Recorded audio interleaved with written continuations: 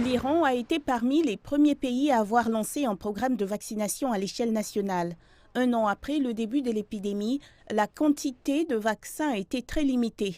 La solution de l'ancienne administration iranienne a été d'introduire des fermetures occasionnelles et sporadiques, des interdictions de voyager et la désinfection des rues et des lieux publics.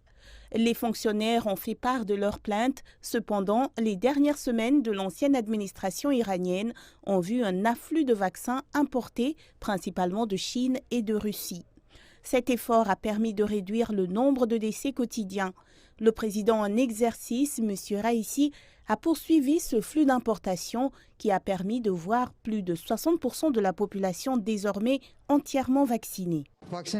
Un pourcentage acceptable de la population iranienne a été entièrement vaccinée et a reçu le rappel. Mais nous n'avons pas assez de vaccins pour les jeunes adultes et les enfants. Pour l'heure, de nombreuses personnes ont repris le travail, les écoles ont rouvert et la vie reprend progressivement son cours normal. Selon le directeur de l'Institut Pasteur, lors de l'élaboration du vaccin, les critères de l'OMS ont été respectés pour s'assurer de l'efficacité de leur vaccin.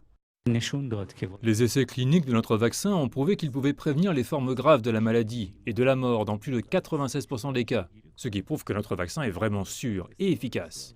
Les mesures prises par le ministère de la Santé et les instituts de recherche pour fournir ces vaccins ont considérablement réduit le nombre de décès.